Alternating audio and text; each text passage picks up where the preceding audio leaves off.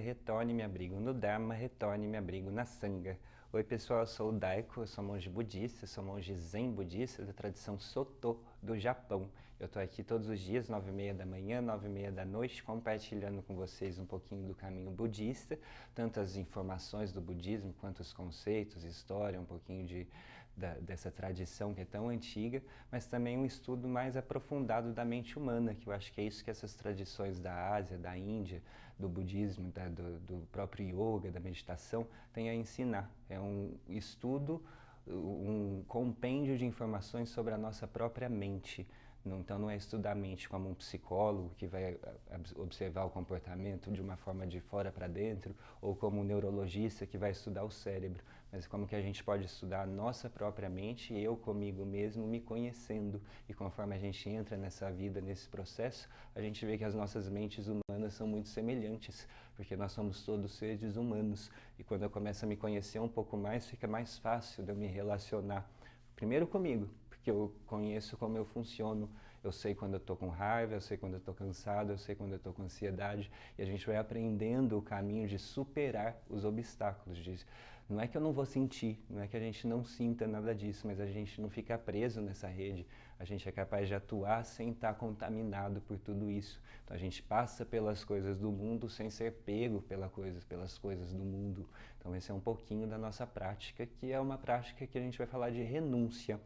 O monge é considerado um renunciante, um sadhu na Índia que fala, né? Então hoje eu vou contar para vocês um pouco do que é isso, esse caminho de renúncia, o que quer dizer a vida de monge, o que um monge, uma monja está renunciando e como que isso se traduz no nosso dia a dia, em termos práticos.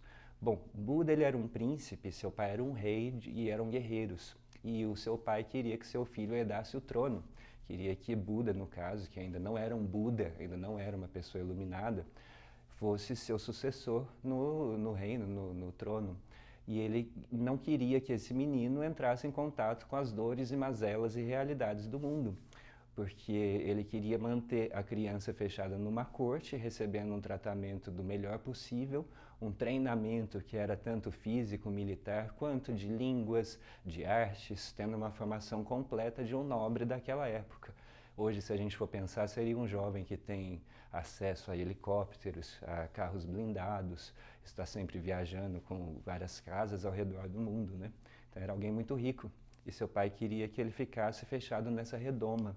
A gente não sabe direito se essa história é literal, se é verdadeira, se corresponde aos fatos históricos ou se tem valor simbólico. Se a gente não sabe se ele de fato ficou entre os muros do castelo ou se isso é uma maneira de representar a negação de ver a dor e a miséria da vida, de ver os problemas, os sofrimentos, que seu pai estava tentando mantê-lo distante dessa realidade, que é a realidade que todos nós passamos. Mas é dito que quando ele tinha lá pelos seus 18 anos de idade, ele saiu do seu castelo. Ele começa a fugir, a pular o muro e a andar pelo reino, que seria como um feudo, né? Uma grande área de terra onde as comunidades se organizavam ao redor de uma liderança, que era seu pai. Então ele começa a sair e ver o que tem por aí. E vocês imaginam que a Índia até hoje é um país muito populoso e muito pobre, onde muitas pessoas vivem em situações de higiene muito precárias, muitas vezes juntos com animais, muitas vezes 10 pessoas vivendo num cômodo sem saneamento básico. Isso hoje. Então vocês imaginam na Índia de 3.000 anos atrás, as coisas que esse príncipe, que esse menino nobre, mimado, começou a ver por aí, né? E é dito que ele viu pessoas doentes, ele viu um cadáver, que era uma coisa que até então ele nunca tinha visto. E até hoje, como eu estava dizendo, na Índia muitas vezes os mortos não são nem enterrados, são deixados assim no meio da rua ou são jogados quando eles têm menos de 12 anos de idade no rio Ganges para que os cachorros comam. Então é uma coisa bem diferente da gente, uma cultura muito antiga, né?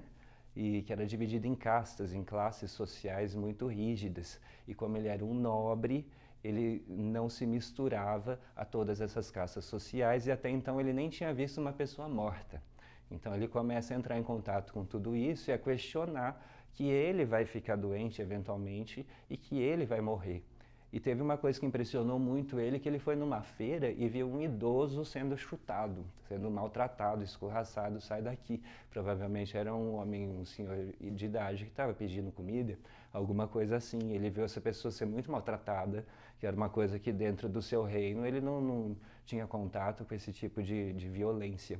Então essas coisas incomodam ele, colocam uma pulga atrás da orelha e ele volta para o seu castelo e aí aquela vida de festa, de conversas intelectuais, de viagens e de pose, perde um pouco a graça. Ele não vê mais sentido naquilo, sabendo que todo esse sofrimento está acontecendo ao redor dele, do lado de lá do muro, e que ele também vai ter que eventualmente lidar com a própria doença e com a própria morte, além de ter que lidar com a perda e com a doença das pessoas queridas.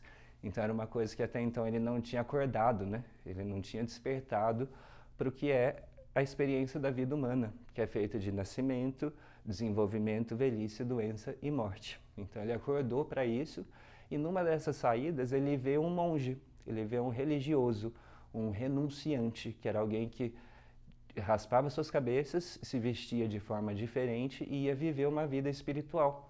Saía da família, saía da casa, saía do grupo social ao qual pertencia para adentrar uma maneira de vida diferente, baseada em meditação, em preces, em autoconhecimento. Uma vida que busque um sentido nesse caos todo, nesse mar de nascimento, velhice, doença e morte. Então é isso, ele falou, é por aí, acho que aí tem um caminho. Quando ele vê esse monge andando na rua, ele vê que existe uma outra opção de viver essa experiência que até então naquelas castas sociais que lhe eram familiares ele não tinha encontrado. Então uma coisa que é até interessante, a minha professora Monja Cohen, ela nos estimula a sair na rua vestidos de monge, com a roupinha de monge, raspar a cabeça, para que as pessoas vejam que essa opção existe, que esse caminho é possível, que essa profissão, essa maneira de ver o mundo e de atuar na vida está aí, está acessível para todo mundo que entra nesse caminho, que procura. E quando a gente entra nessa procura, que no fim é a procura de nós mesmos e do sentido da nossa vida, a gente vai entendendo que a nossa vida vai tendo sentido que eu for colocando para ela, que eu for dando o sentido tanto do significado que eu dou para ela, quanto da direção, do sentido que eu quero que o barco da minha vida aponte e ande. E o que Buda sugere para todos nós é: vá para o bem, faça o bem, pense o bem. O primeiro preceito de Buda é não fazer o mal. Tudo que for que levar à cisão, à raiva, à inveja, ciúme, à doença, à ganância, tudo isso faz mal. Então evita. Evita na sua forma de pensar, evita na sua forma de falar, evita nas redes sociais, tudo que é aquilo que for envenenar alguém, um discurso, uma pessoa, vai estar envenenando a sua vida. Ele diz, Buda ensina que a gente é como se tivesse, a nossa vida é um vaso com uma água pura. E cada coisa que a gente faz de errado, cada veneno que a gente põe, com a nossa atitude, com o nosso olhar, às vezes uma resposta atravessada que eu dou, eu vou pôr uma gotinha de tinta nessa água pura. E não demora muito para que essa tinta manche ou pinte a água inteira. Então a gente tem que tomar cuidado com as nossas ações, com os nossos pensamentos, com a maneira que a gente fala, especialmente para as pessoas que estão próximas de nós. Porque quando a gente começa a conviver, a gente começa a conhecer, né? E a ver os botões que funcionam cada pessoa, né? Então, se eu quero apertar o botão da raiva, quanto mais eu conheço alguém, mais fácil fica ir lá apertar esse botão. E aí não, agora eu quero apertar o botão do amor, aí vou lá, faço bonitinho e estou mantendo as pessoas nas minhas mãos, né? É assim que a gente faz. Então, meditar é perceber tudo isso, perceber essas nossas tendências, esses nossos botões e agir de forma mais adequada, até para melhorar os nossos convívios mais próximos. Para que se eu conheço uma pessoa tão bem que está convivendo comigo, que a gente possa entrar num acordo mútuo para viver em harmonia. E a gente vai conversar e dizer com clareza, não, eu sei que a gente tem esses botões, mas eu vou escolher apertar os botões que estimulem coisas boas em você e vice-versa. E assim nós temos relacionamentos que sejam saudáveis. O contrário disso é o relacionamento tóxico, abusivo, quando a gente fica despertando e sendo despertado o pior um do outro, né? Então, para isso a gente precisa estar atento, estar desperto para perceber. Então, Buda vê esse renunciante e vê que aí tem um caminho dele compreender melhor essa história toda, dele compreender esses próprios botões e, quem sabe, achar uma saída desse mundo de sofrimento, que ele até então estava achando que a vida era só sofrimento e dor. Então ele começa a meditar, ele começa a fazer yoga, ele vai se encontrar com vários professores, vai fazer práticas de jejum, práticas ascéticas, práticas rigorosas, até por fim se sentar em meditação.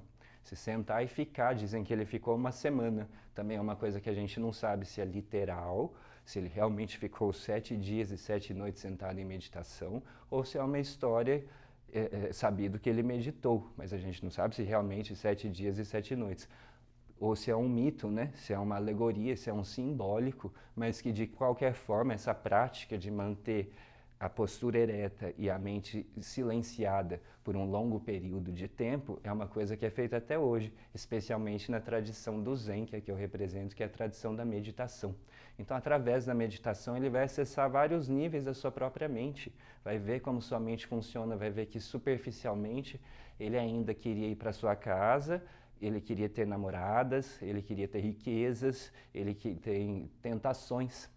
Mas conforme ele continua a perceber a sua mente, ele vê que se ele resiste a essas tentações, ele se torna mais forte do que elas e começa a acessar níveis de consciência, informações mais profundas e mais sutis, que na verdade estão aqui o tempo inteiro para a gente acessar, mas que a nossa mente está tão ocupada com isso, com aquilo ou comigo, que eu não sou capaz de ver o que está acontecendo na minha frente. Então meditar é parar um pouco para ver com mais clareza. E é isso que ele fez. E quando ele despertou, quando ele viu o cenário inteiro, quando ele chegou no topo da montanha, ele diz o seguinte: eu, a grande terra e tudo que existe, somos o caminho juntos.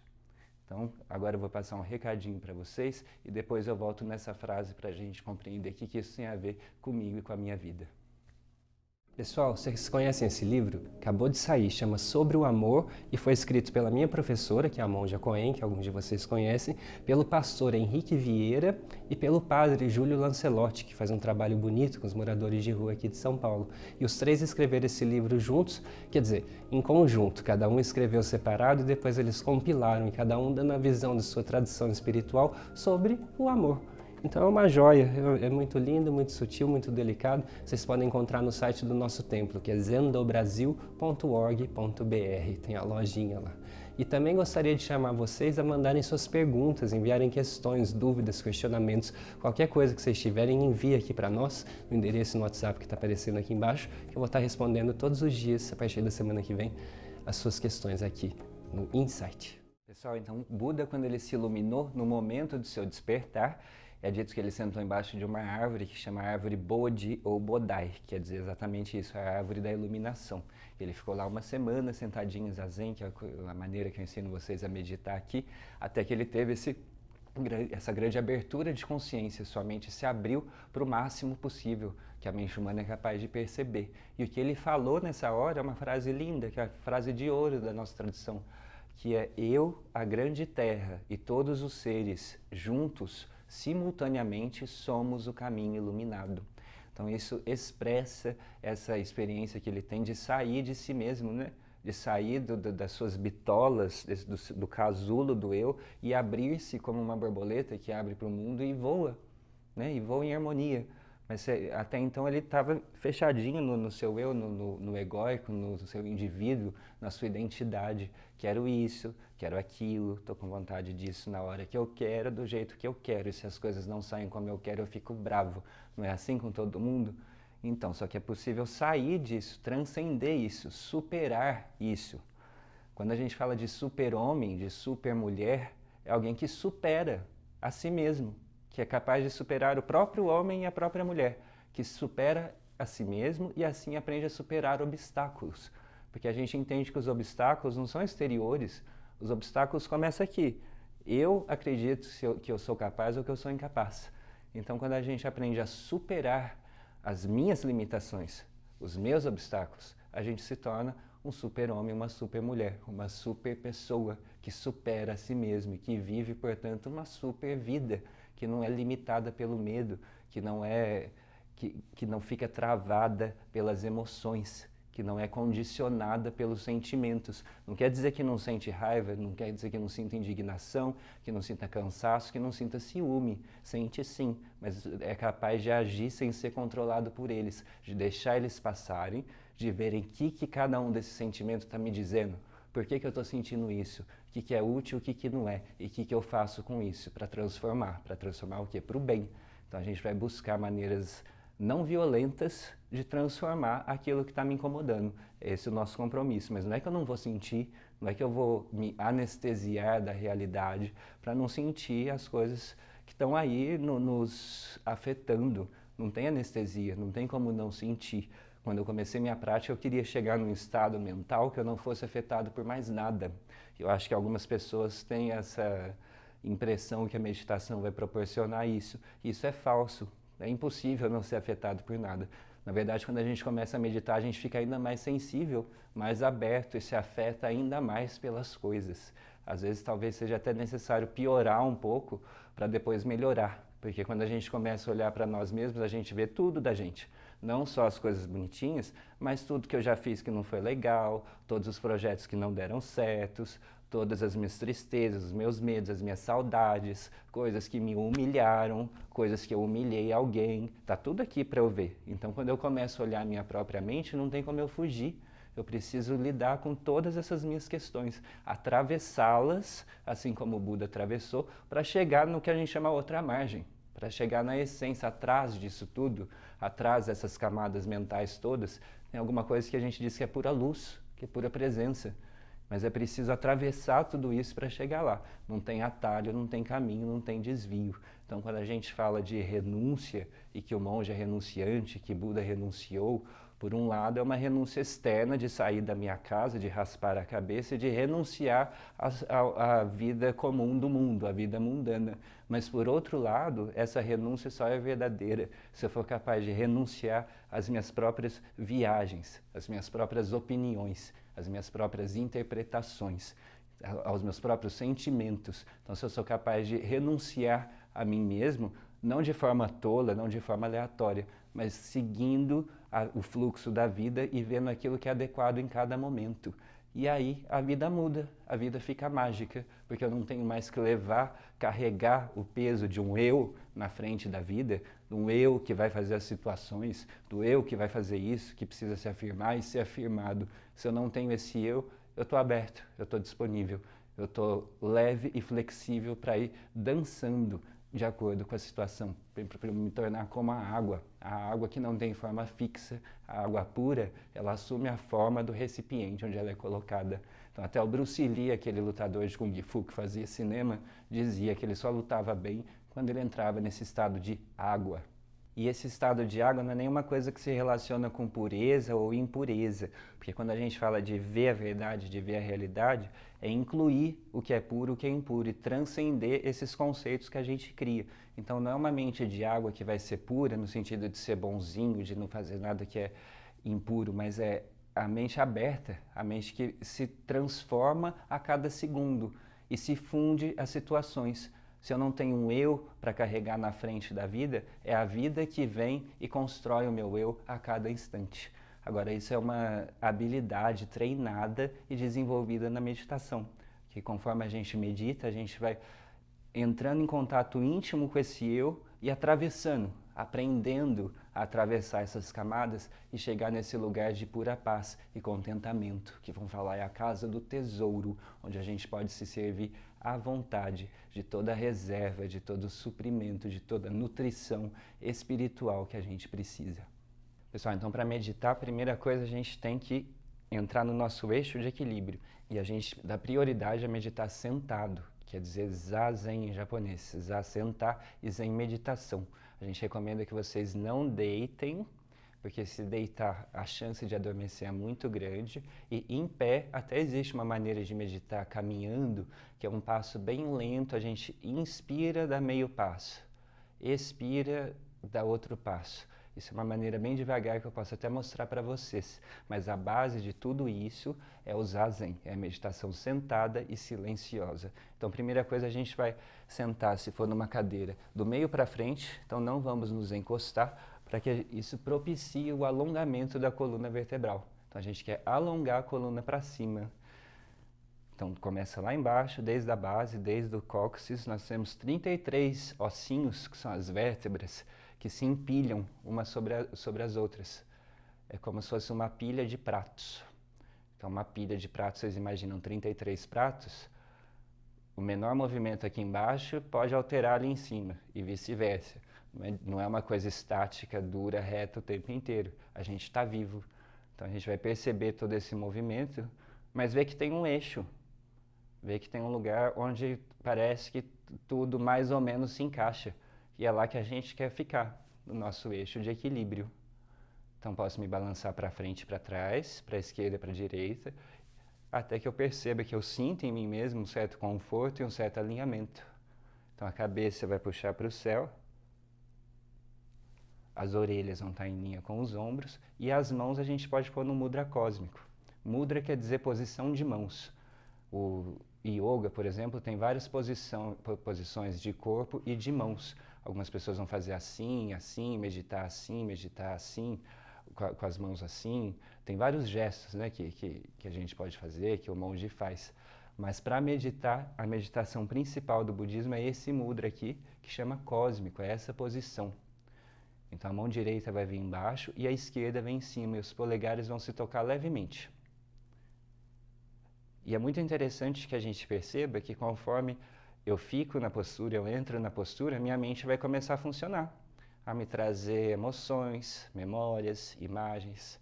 E conforme eu vou entrando nesses filmes mentais, eu vou mexendo o corpo. Talvez se eu estiver muito rígido, muito tenso, eu vou apertar os dedos. De modo que se eu olhar, a pontinha das unhas até ficam brancas.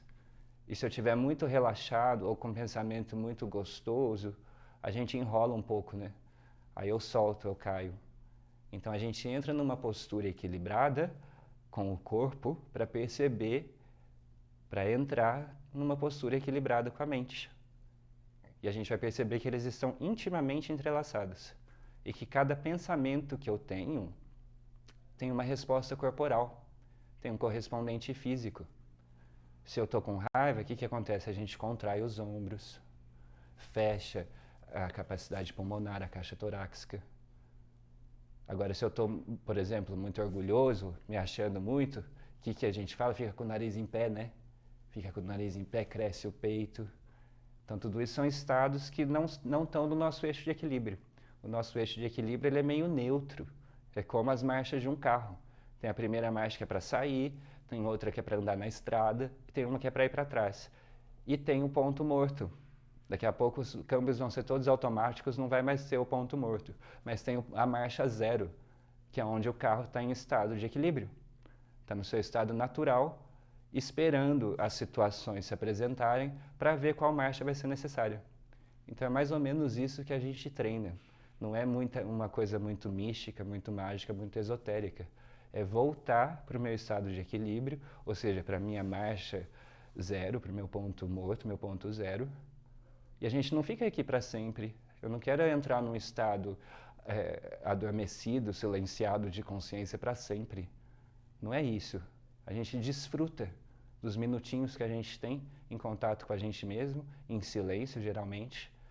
Então a gente aprecia isso para voltar para as atividades do dia, para voltar para os nossos estados mentais e emocionais normais, mas sabendo que atrás de todas essas construções de sentimentos existe uma outra coisa, sabendo que se a gente olhar dentro do nosso próprio coração, a gente é capaz de acessar uma coisa linda, uma coisa maravilhosa, que está aí disponível, que é nossa natureza, é nosso direito, é nosso dever de nascença, e está disponível para uma mudança de consciência, está disponível para uma mudança de olhar.